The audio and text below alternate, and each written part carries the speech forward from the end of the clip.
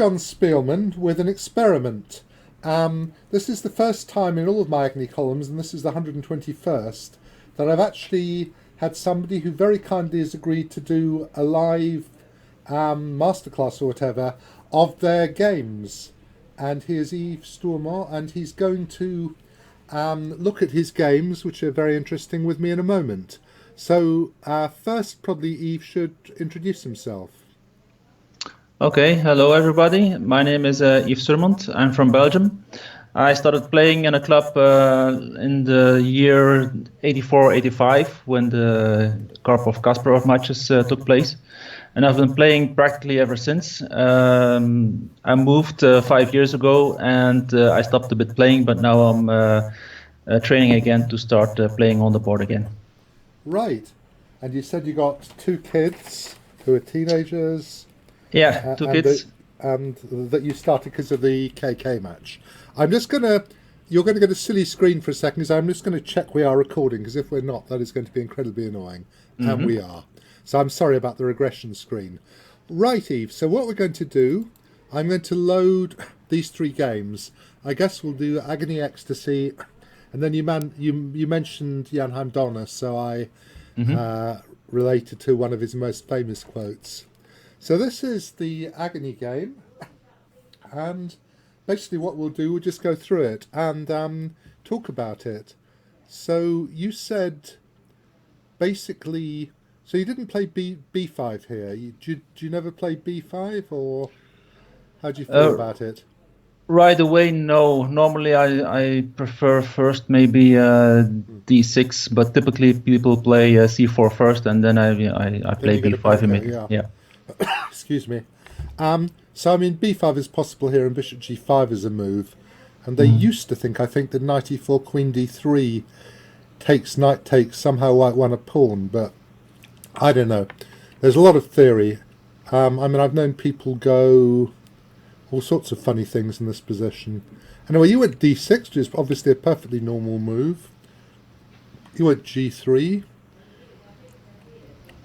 I mean, did you think about playing B5 here also? It's perfectly possible. Maybe, but well, my style of play is a little bit passive, so I'm trying for solidity, maybe too much. No, not at all, not at all. I wasn't saying you've been passive. I just wondered if you even thought of the move. I mean, they could go A4, B4, maybe. Yes, you get quite a lot of play. I'm not sure. It just occurred to me it was a move, because I mean there are lines you do that. You castled and they went A4.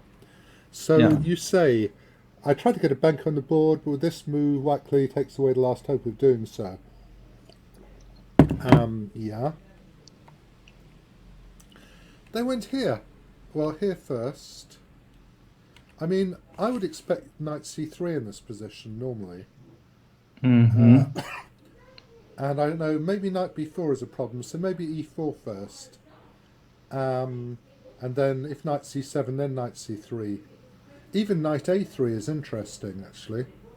It's the other move I thought about, actually. I thought about doing Knight A3 to go Knight C4, so that if B5 ever happens, then we'll have Knight A5. So I thought that was quite interesting as well.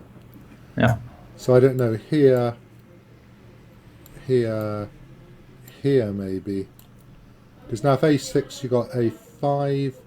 I suppose if B6, Knight... Well, you have to watch it. Sorry, I was going to go Knight C4, but the engine did Knight B5 for me, which is a faintly interesting move as well. Because then if A6 you can go Knight A7. So, you know, you have to think about whether maybe that's possible. Anyway, he went C4, and I thought you'd probably go Knight B4, but actually Knight C7 is also perfectly sensible, obviously. And Knight G4, well, you're either going to go to D7 or to G4, right? You're going to go to one or t'other. Because you obviously need to stop E5, or you want to stop E5 anyway. Yes, and I wonder if, I don't know if the knight is doing a lot on B4, because it's standing there, you can't attack it anymore, but is it doing a lot of work? That's what I'm wondering sometimes. I don't know. I mean, the other move you can just play is Bishop G4, just to get control of some dark squares. Is a perfectly reasonable thing to do as well. Because actually, you've now not got enough control. You're going to get in B5, I think, aren't you? Yeah. because you're only one move away and white hardly controls it. Because if you go bishop g4, then sometimes they can stop you from playing b5 by going knight c3 and bishop f1, but they won't be in time, I don't think. So I'm not sure. I mean, I just, just thought about it. I didn't have a very strong feeling. I mean, maybe bishop f... Well, you can't go bishop f4, I suppose, because of bishop b2. And that's not a bit of a pawn. I mean, I thought maybe white could try to play some line where he plays bishop f4 to play h3 to annoy the knight. Just thinking about that now. So maybe, I don't know. Rook a2, there might even be knight a6 again. I suppose it's all going to happen very quickly, isn't it? Okay, he went knight c3, which is a normal move. 6. So you're happy for him to play a5, are you? How do you feel about that? b5, no? No, if he goes a5, yeah? If he goes a5.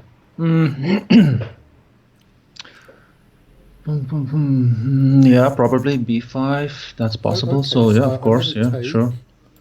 Now I have to be able to answer rook b4 with b3, don't I? So I can't go. I mean, what I want to do is just to get control of the position. So I'm probably going to go queen c2 here, I think, because I don't like to be pinned for a move, but we'll survive it. And so probably queen to here. Now my plan's to go rook a2 and b3. Maybe rook a3 and b3 actually, because rook a2 sort of tees up for a knight to go to that square. I can't see how.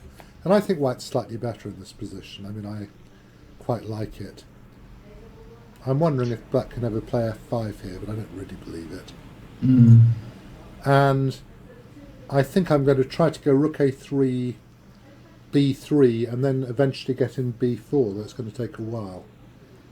So I'd say I had a game against somebody in the Four Nations Chess League where something a little similar happened, where I managed to trick them by getting in b4 and doing things. So I quite like this pawn structure for a while. I just wondered if you'd... Because now you talked about going a5, and I didn't really think a5 was a problem. I thought just bishop a6 was fine. Actually, the engine wanted rook b8. And I just think this is quite a good pawn structure. I think this pawn is too far away from white's pieces, so I'd be rather happy as black here, probably. Okay. That at least gets something out. Now probably this is okay. So I had an idea here. Maybe I could hide the moves, or you could just stop. So I noticed these rooks were both on prise. So what do you think I thought about to try to exploit that?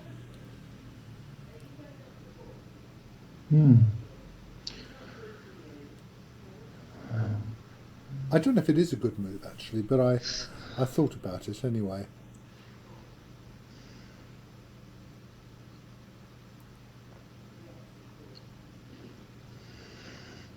Not really seeing anything at the moment. No, it's fine. I mean, I just had this idea of trying to attack a rook. That was all. I mean, it was just, I thought if I can, I will. So I thought of playing bishop f1 actually, which I think is, and actually that more or less forces rook d8, because suddenly I'm actually just threatening to move the rook and win a piece. King f8 isn't possible because I moved the rook, then I play bishop h6 check and win the rook. So it just sort of occurred to me as an idea. I think you have to go rook d8. I don't think this is a slightly better version for white. Rook to here. Now I think my first thought was queen a7. Actually the engine wanted to play queen c6 here. In which case I'm not quite sure why I've played bishop f1. Perhaps I can get bishop c4 in quickly. I mean, perhaps if I go here, I don't know. I mean, I'm at least not going to lose the rook back. But I didn't think rook e5 was such a bad thing to happen to white anyway. Okay, just something that occurred to me. I just, because I tend to look at cheap tricks whenever they're possible. That's the first thing I look at, really. That certainly didn't occur to me in the game, and even now I didn't see that kind of stuff. It's just a thought, So that's really necessary to unpin your rook, yeah. Yeah. and you thought you trapped him. How did you feel about this position after this? Did you think you were better, or? Yeah, quite good. For the moment, his bishops aren't doing that much. I can get my rook into action also on the B line, so B8, rook B8. Yeah. So I was absolutely not sure because I quite like the two bishops and I like the passed D pawn, and the bishop on E3 is enormous. So I didn't really know. I thought if White could get organised somehow, he might have rather a good game, but I couldn't see how to. And maybe there isn't a way. What I did think was a few moves later, it was clear you were better. That was all I really thought. I thought maybe play Queen C2, and I don't like playing F4, by the way, but that's just me because I'm a wussum. I don't like weakening my king side if I can avoid it.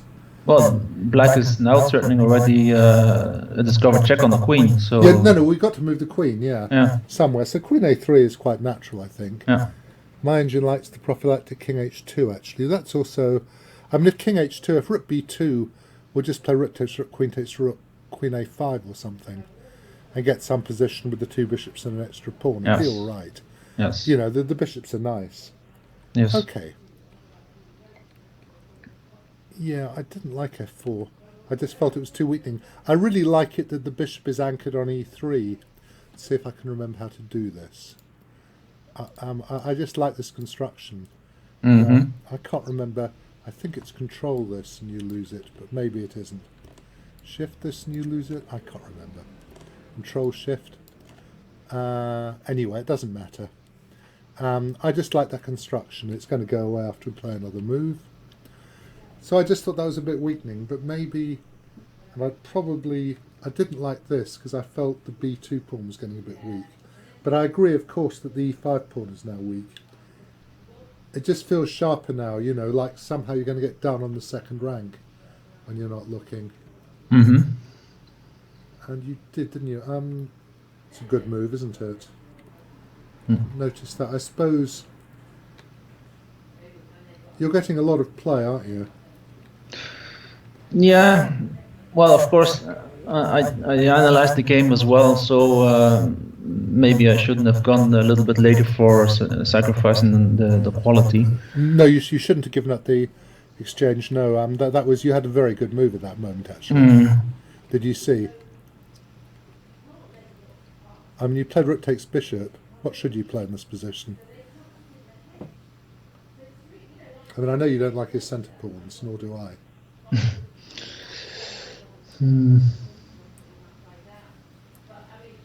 Well, maybe the first move that jumps to mind is G5, just simply protecting that pawn. G5 is certainly possible, yes. It may be quite good, actually. It may very well be good. But there's Rook takes E4, if you want to get rid of his pawns. Because you're going to take his rook and then you're going to attack his bishop. So he goes D6 check is best. So you can't really play King E6 now. So you have to go back. I don't know what you do. Maybe. Yes. And basically you've got a reasonably... Yes. It's not very clean. It's still a big fight, this position, but it probably should be winning, I suppose. Bishop D5 looks like it's not very clear to me. I'm not sure if I can play Bishop C4 there, or am I going to allow pawn to queen. So maybe Bishop D5 makes some trouble. And we'll have to play an ending. But I guess we'll get the H3 pawn and it should be winning in the end. Yeah. So you had that trick, but you're right that I don't like playing against passed pawns either. This actually, you should go Rook B3 here, which is Rook C4. Which is perhaps not very obvious, because, well, it destabilises his bishop. It doesn't really have a good square to go to. And Rook E5, was that not possible in this position? Rook E5, maybe. Rook E5, I'll go Rook to the 7th check and Rook takes pawn. Try to get as many boys as possible. What I did check was that in this position, I think Sorry, excuse me. Sorry, let's remove that. Delete variation. Sorry. That if rook c4, if rook c3, you are winning, I think. I mean, you don't need it. You don't need an extra pawn. So the way you win, as I understand it, is you play king e6, king f5, g5, h5, and I wonder if you can go bishop to f8 to h6. I didn't see that. That might actually be really annoying. Or is that not going to be annoying enough? That's a really annoying thing, isn't it? Yeah. Then here, and now this move. Maybe that'll hold. I didn't see that. And if you play now king g4. Well, we play king g4, and he sits. He's going to have to go. Actually, he may be in. Is he going to be in Zugzwang in a moment? He's going to go here. And then h6. Well, then we take an f4. We can't do that. Wait, now h6. It doesn't work. No, bishop takes pawn, king takes pawn, bishop takes pawn. Oh yeah. Sorry. It's all right. It's not easy though. It's not at all easy though. Yeah. No. Now this is close to Zugzwang here. We may have to go into an ending with two pawns against, and two pawns doesn't look that good to me. But maybe that is still winning. Let's have a think about that. Perhaps that's still winning. Let's try that. So let's pass. Yeah. I'm going to pass this way, actually, I think.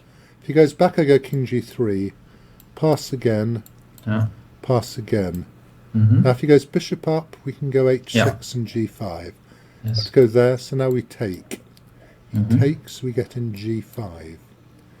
Now we get him... I don't think he's in time to defend, because he can't bishop up, I think. Now we must not go h5, because perhaps we can even do that, but we'll go g4. Now he can't stop us getting an h5 and h4. When he does that, he'll have to try to bring his king round to g... I think this is winning. I'm going to actually... I can turn an engine on and see what it says. Is it going to allow me to do that? Sorry, Alt F2. Why is it not? Why is it not allowing? It's saying -7. Okay, so it is winning.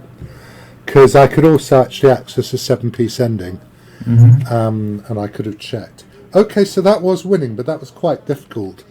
Bishop f8. Control A, however, makes it harder. Okay, and we'll just say this moment, Control A, Zugzwang.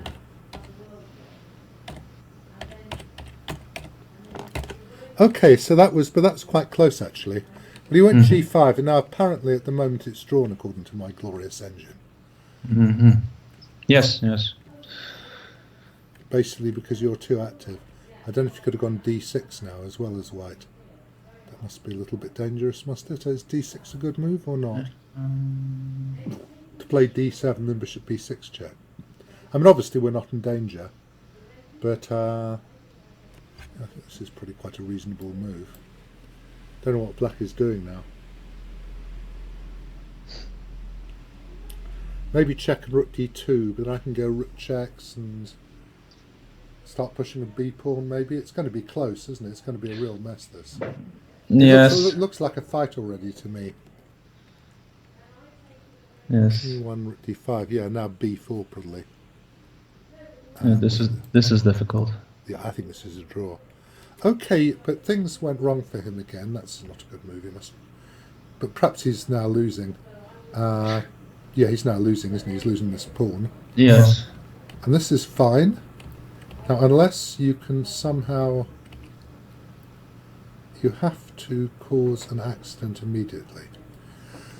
The only chance is to cause an accident immediately, but I don't think you can. If bishop up h6, h4, g4 is fine. As soon as you get the king to f5, there are no accidents to cause. So I think this is just fine. I'll ask the engine again, because it's just easier to ask it. And it's saying minus... Yeah, okay, it's going to be alright. And as we said, once you get the king to f5, you play h5, g4, you exchange.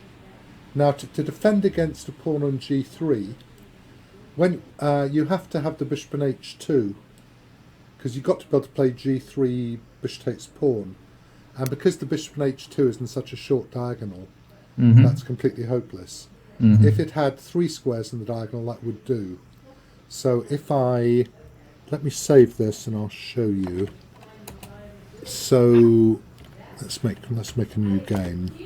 Let's clear a board and let's put these pawns here and here and here and here, and an opposite bishop somewhere, I don't know, here. Then if white can put his bishop here, this is just dead drawn. Yeah. This is dead drawn. Yeah. You just play g2, h1 every time. Yeah, exactly. Because the white bishop has 2 squares. Okay, that's all I was saying. Right.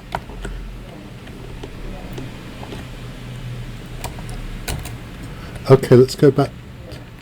And we better give this a name. Bishop blockade. Okay. Here we go. So we're here. So what actually happened? You let's go down a bit, and you basically got an even better one, didn't you, with 3 pawns? Yes. And then this horrible accident happened.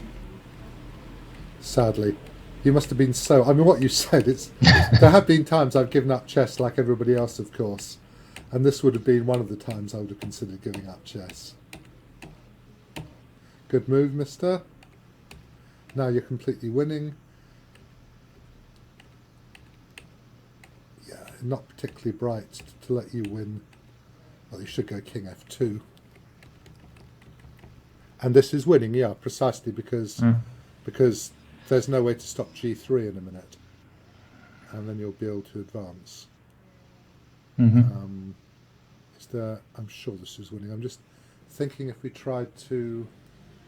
No, I mean it's easy enough. We just have to, once we get in g3, we'll be able to advance further. Yeah. We just have to be a little bit careful, always. But it will work. Okay, so what occurred was this, and then this terrible move, king e2, which must have haunted your sleep for the next. You poor chap. Yeah. And you said this great thing, and as Donna wrote, let me bring it up. I can't really read it in here. Sorry, Control A. I forfeited the last 2. No, it's before. Yeah, you said basically. Do you want to read it? Because you can probably read it. After I resigned this game, with perfect self-control and solemnity, shook hands with my opponent in the best of Anglo-Saxon traditions. How rude to us! I rushed home, where I threw myself onto my bed, howling and screaming, and pulled the blankets over my face. I was so pleased with my play in this game that the sudden draw hit extra hard, and you basically said you withdrew from the tournament. You poor chap. It was horrible, wasn't it? Yes. Right. Do you know the quote from Donna when he talked to Gudmundsson? Was it Gudmundsson? Sigurdjonsson. Gudmundur Sigurdjonsson at the Buenos Aires Olympiad. Do you know this? After his game against Liu Wenze?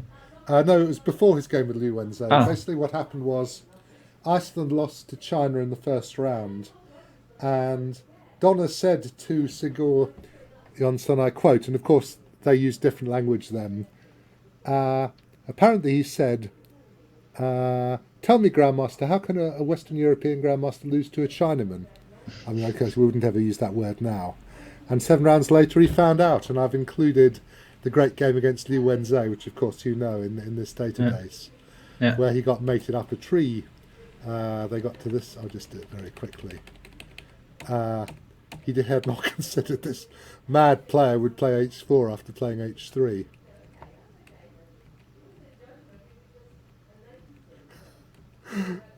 Splat. Yes. And there we were. Yeah. And he did actually get as far as here. That was quite good of him, I think, in the circumstances. Mm-hmm. Right. Then we've got your splendid game, which you won, the Ecstasy game.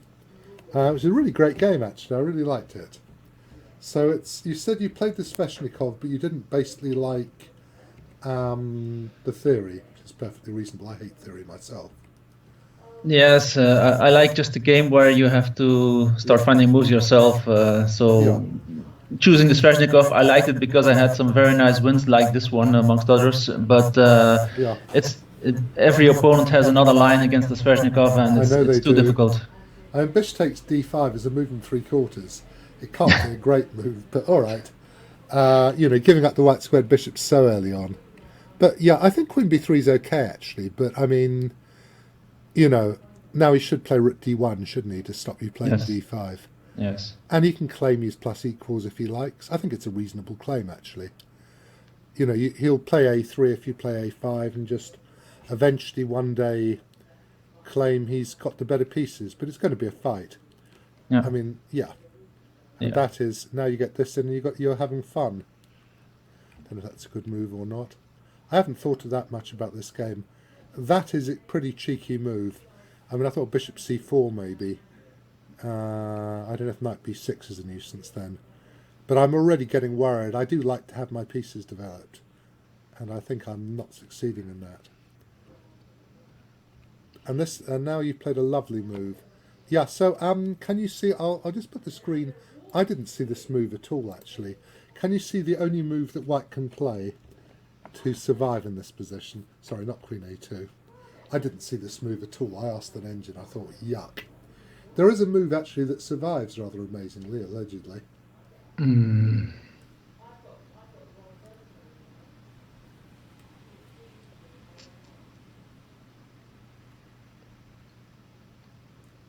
Well, if you're not moving the queen, you have to play knight b4, but that's... Well, knight b4 is absolutely disgusting. You can take and play something.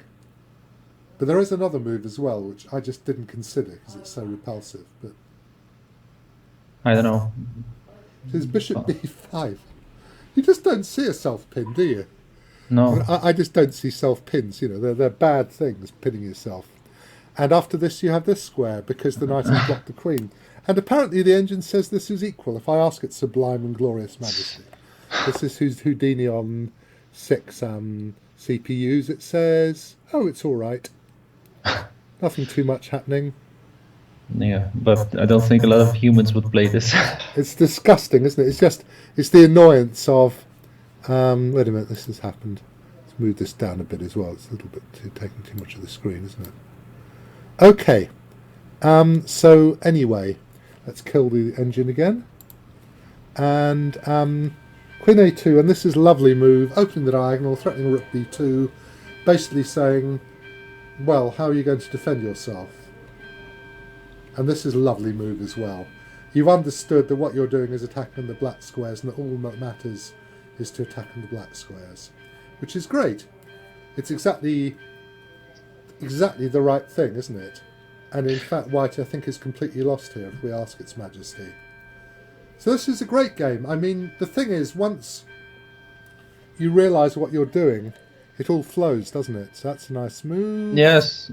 Bishop b2 takes check here. I wanted to play rook e8, not noticing the knight the first time I looked at this, but obviously even that might be okay after queen hits pawn, but obviously you don't do that. You just move the knight and the end of the game will occur a little bit later. Because you cannot defend against the black squares when you don't have a pawn on f2. Mm-hmm. So this was a lovely game. And, yep, you lose this, but so what? Yeah. I guess probably it would have been better not to take, would it, to defend e2? I don't think so, no. I don't think it matters. I think you're going to be kicked in anyway, aren't you? Yeah, that one. Nice move. Oh yeah, the poor man thought he was defending himself, didn't he? Yes. He was about to play King Yeah. A1. Well, this is a really lovely game, Yves, which I really enjoyed. And thank you so much for sending it to me, really. All right. My pleasure. They're threatening. ChessBase now think maybe we should change the format because I actually don't have that much traffic of games. But this was a lovely pair of games to receive because, you know, they're both very interesting. And there are mistakes, of course, but there's lots of good chess. And basically, as far as I can see, you played this attack perfectly, didn't you? From about move 19 to 28, which is quite unusual in itself, just playing all perfect moves. So it's a great game.